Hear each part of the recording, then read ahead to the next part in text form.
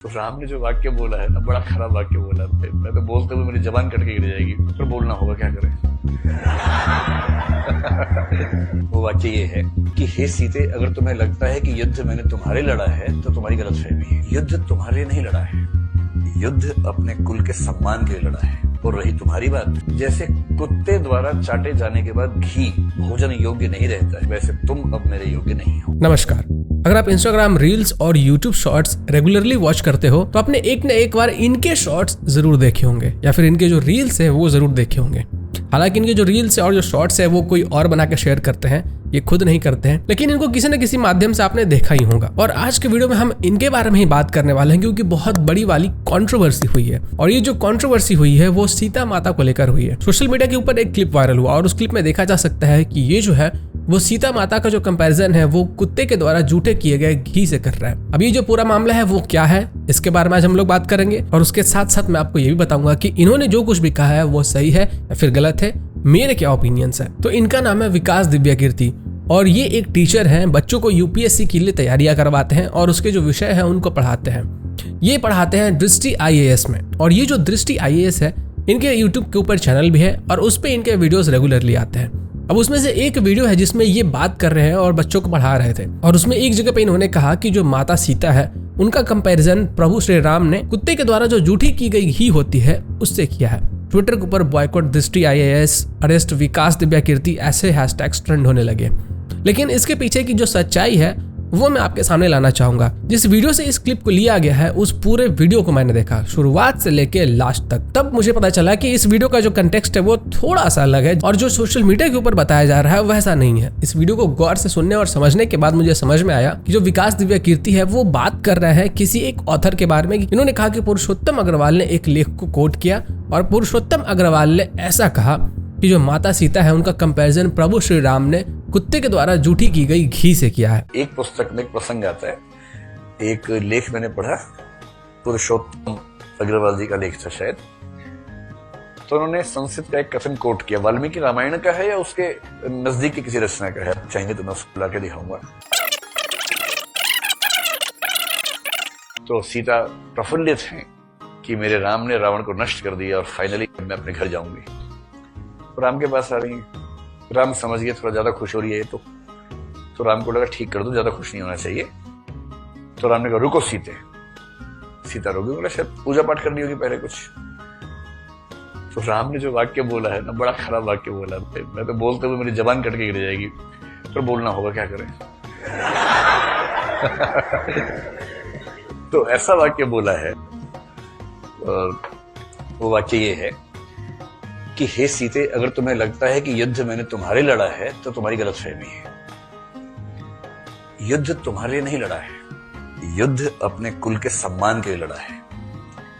और रही तुम्हारी बात, जैसे कुत्ते द्वारा चाटे जाने के बाद घी भोजन योग्य नहीं रहता है, वैसे तुम अब मेरे योग्य नहीं हो।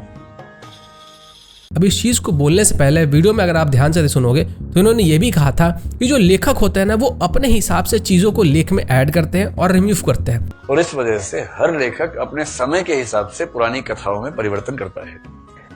सीता का परित्याग रामचरितमानस से गायब हो गया है।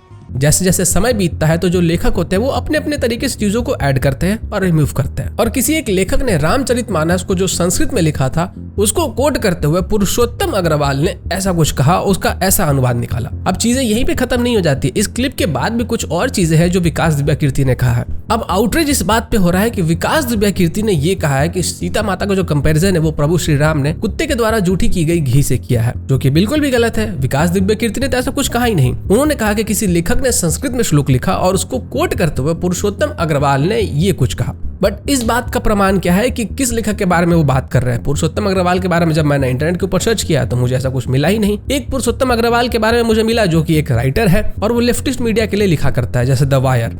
मैंने द वायर में उसके आर्टिकल्स भी देखे हैं। अब इसके अलावा मुझे और कोई भी पुरुषोत्तम अग्रवाल इंटरनेट पे कहीं भी नहीं मिला।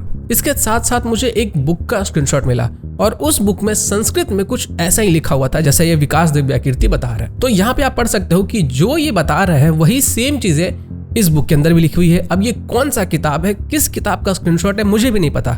ये इंटरनेट के ऊपर बस मुझे मिल गया।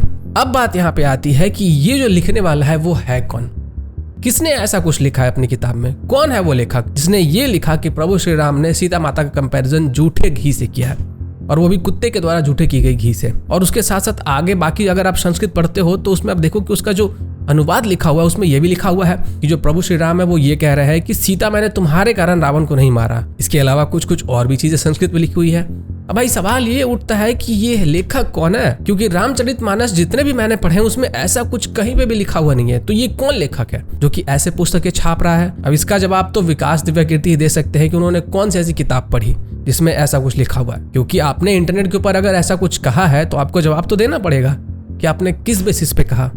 ठीक है, आपने अपने मन से नहीं कहा, किसी चीज को कोट किया या किसी और ने जिसको कोट किया था उसको आप पढ़ रहे थे, तो वो चीज तो आपको दिखानी पड़ेगी। अच्छा, इसके बाद एक और मुद्दा निकल के आता है कि नुपुर शर्मा ने भी तो कुछ अपने मन से नहीं कहा था, उन्होंने भी तो सिर्फ वही कोट किया जो कि बुक में लिखा हुआ था। तो फिर उनके ऊपर इतना सारा आउटरीच क्यों हुआ? दरअसल बात ऐसी है कि हम लोग जिहादी नहीं है जो बिना मतलब के, बिना सिर पैर के बात के ऊपर किसी का भी गला काटने के लिए पहुंच जाएंगे। किसी ने भी अगर कुछ कहा है तो पहले उसको जांचेंगे, परखेंगे, समझेंगे कि उसने सच में ऐसा कहा है या फिर किसी और को उसने कोट किया है। और अगर उसने किसी और को कोट किया है तो क्यों कोट किया, और अगर उसने किसी और को कोट किया है तो वो जो लिखने वाला है या फिर जो बोलने वाला है वो कौन है। वैसे तो विकास दिव्यकीर्ति एक शिक्षक है और शिक्षकों की मैं सम्मान करता हूँ, और इसीलिए मैं ये जानना चाहूंगा कि विकास दिव्यकीर्ति जब ये बात बोल रहे थे तो वो हंस क्यों रहे थे।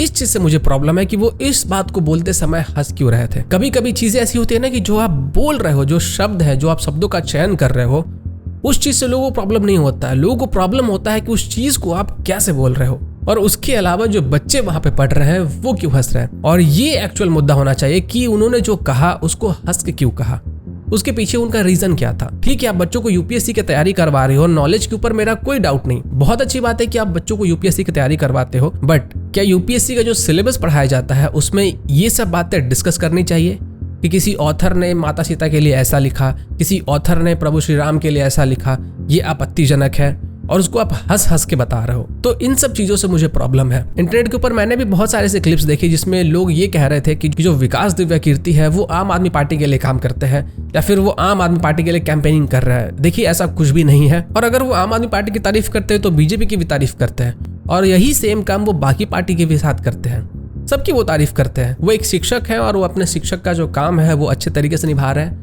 बट घूम फिर के बात वहीं पे आ जाती है कि मुझे इस चीज से प्रॉब्लम है कि वो बच्चों को जब यूपीएससी की तैयारी करवाते हैं तो ये सब बातें क्यों बताते हैं, और जो कुछ भी विकास दिव्यकीर्ति ने कहा उसको जिस तरीके का बोलने का उनका स्टाइल था वो क्यों वैसा था। इस चीज से मुझे प्रॉब्लम है। वैसे अगर आप लोग चाहते हो कि मैं विकास दिव्यकीर्ति के ऊपर एक डेडिकेटेड वीडियो लेकर आऊं जिसमें मैं जांचूंगा, परखूंगा कि आखिर विकास दिव्यकीर्ति जो कुछ भी कहते हैं उसके पीछे उनका क्या मोटिव है, तो कमेंट करके जरूर बताइएगा।